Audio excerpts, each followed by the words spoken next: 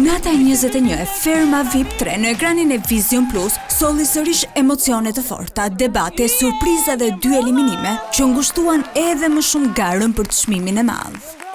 Vëmendja kryesore e kësaj nate ishte e përqendruar te televotimi i javës, ku përballë publikut ishin Zhaku, Sara dhe Iliri.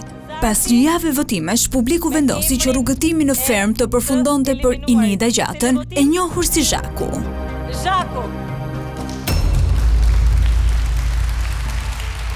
Pas eliminimit të parë, spektakli vjoi me analizën e disa prej ngjarjeve më të komentuara të javës.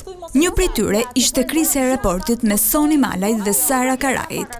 Një debat gjatë një loje solli tensionin mes dy fermerëve, ndërsa në studio u rikthye edhe diskutimi i nisur javën e kaluar mbi aludimet për një afrim më të madh mes Sonit dhe Ilirit. Se jemi dhe kështu si tipa komplet kundërt, nuk ekziston fare.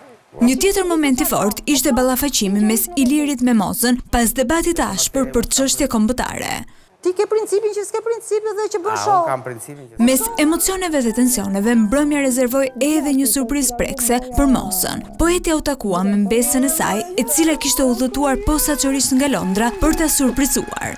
Takimi mes tyre solli emocione të forta, ndërsa Moza shpreu krenarim për mbesën e saj. Një tjetër moment i veçantë ishte surpriza spektakolare që kantautori Flori Mumajesi i dedikoi Soni Malajt. Me 300 dronë që ndriçuan qiellin e Fermës, artisti që prej vitesh është larg skenës muzikore, i dërgoi një mesazh emocional jo vetëm Sonit, por edhe publikut. Më pas, gara hyri në një fazë vendimtare. 9 fermerët e mbetur u përballën në një sfidë individuale që kishte në qendër balancën.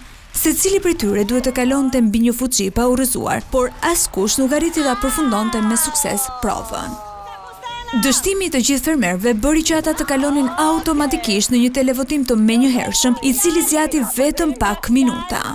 Unë po deklaroj zyrtarisht të hapur televotimin! Në fund, ishte publiku ai që mori vendimin për eliminimin e dytë të mbrëmjes. Kostana Morava rezultoi fermerja më pak e votuar, duke ndërprer përfundimisht rrugëtimin e saj në Ferma VIP 3. Kostana! Në mbyllje të spektaklit u hap edhe një kapitull i ri i garës.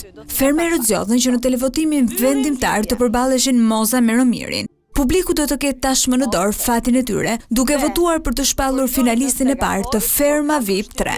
Se 2 më të votuarit janë Moza dhe Romiri. Okej. Me vetëm pak ditë që na ndaj nga finalja e madhe e 15 qershorit, gara bëhet çdo ditë më e fortë, ndërsa çdo televotim mund të ndryshojë gjithçka.